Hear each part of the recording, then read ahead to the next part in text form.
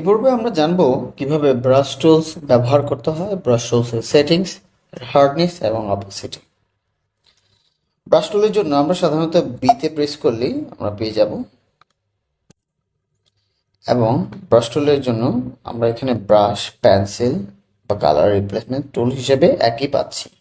So let's আমরা brush টুলটা নিলাম, এবং ব্রাশ টুলটা যখন আমরা নিব তখন আমরা উপরের দিকে কিছু অপশন পাবো, বা যেটা টুলস বলা হয় আমাদের এই টুলসটার অপশনসগুলো। তো আমাদের হাতে যেই ব্রাশটা এখন এই মুহূর্তে দেখতে পাচ্ছেন তা আহ, অনেক বড় সাইজে দেয়া। সো আমরা প্রথম কথা হচ্ছে যে আমরা ব্রাশটাকে চেঞ্জ করব, যে এটা কি ধরনের ব্রাশ হবে। তাহলে হচ্ছে আমরা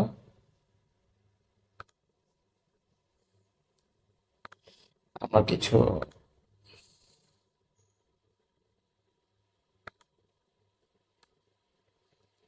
আর কোনো ব্রাশ সেটিংস করবো না। আমরা এখান থেকে ব্রাশের অনেকগুলো স্টেজ আছে, আমরা প্রত্যেকটা ব্রাশ এখান থেকে অপশনস করে দেখতে পারি যে কি কি ব্রাশ আছে, আমরা কোনটা সিলেক্ট করব।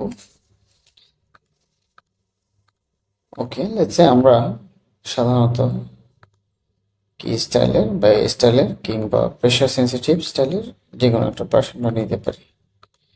ওকে, এরপর হচ্ছে সাইজ।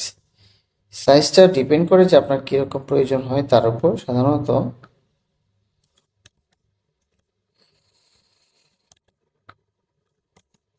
আমরা একটা নতুন যদি লেয়ার নিই, ব্রাশ টুলের মাধ্যমে আমরা এটাকে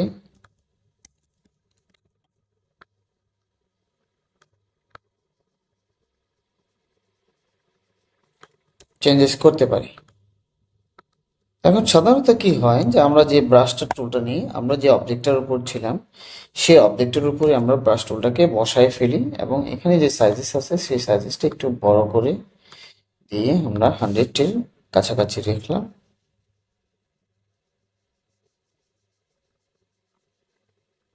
ওকে, এখন আমাদের ব্রাশটা ব্যাকগ্রাউন্ডের উপর চলে আসছে। সো আমরা ব্রাশটা ব্যাকগ্রাউন্ডের উপর রাখবো না, সাধারণত আমরা কি করবো, আমরা যে কোনো ব্রাশকে আমরা নতুন একটা লেয়ার নিব, এবং সেই লেয়ারের উপর আমরা ব্রাশ করব একটু সাইজটাকে বড় রেখে। এখন এই ব্রাশটাকে আমরা কালার অপাসিটি চেঞ্জ করতে পারি। আমরা চাইলে এটাকে, যেমন আমরা আমাদের অবজেক্টটা আছে এটাকে আমরা মাল্টিপ্লাই করে দিতে পারি, কালার বার্ন করতে পারি, লুজ করতে পারি, সফট করতে পারি, হার্ড করতে পারি। সেটা ডিপেন্ড করে আপনার প্রয়োজনের উপর। হচ্ছে আমরা অতটুকু রাখলাম। এরপর ব্রাশটাকে আমরা চাইলে অপাসিটি কমাতে পারি। এরপর ব্রাশটাকে আমরা চাইলে এডিট টুলস দিয়ে, ইরেজার টুল দিয়ে আমরা এটাকে রিমুভও করতে পারি। তো দ্যাট মিনস হচ্ছে আমরা ব্রাশকে যে কোনো ফরমেশনে নিয়ে যেতে পারি এবং এটাকে আমরা রিমুভ করতে পারি। এনিওয়েজ আমরা আবার ডিলিট করে দিলাম। এরপর আমরা ব্রাশের যে সেটিংস আছে সেই সেটিংসগুলো প্রত্যেকটা খোলার চেষ্টা করবো। আমরা অপাসিটি কমিয়ে আমরা এটাকে একটা প্রাইস দিতে পারি, এবং হালকা যখন অপাসিটি বাড়িয়ে 100%-এ রেখে দিব তখন বেশি কালো। অপাসিটি যখন অ্যাবসোলুট কম থাকবে তখন এটা হয়ে যাবে আমাদের হালকা গ্রে। এরপর ব্রাশের কিছু মোডস আছে, যেমন ক্লিয়ার হবে, মাল্টিপল হবে, সে হচ্ছে কালার অপশনস এর উপর ভিন্ন করে। স্মুথনেস, আমরা ব্রাশটাকে কি স্মুথ রাখবেন না একদম সরাসরি ব্রাশিং টাইপের রাখবেন, তো ডিপেন্ড করে আপনার প্রয়োজনের উপর।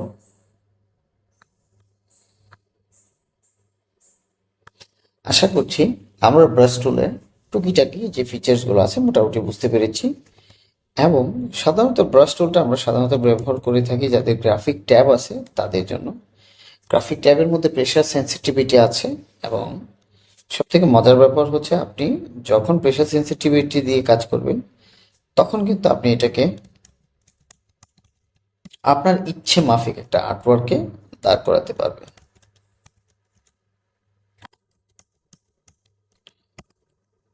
আশা করছি ব্রাশ টুলটা আপনাদের প্র্যাকটিসিং এর আওতাভুক্ত থাকবে।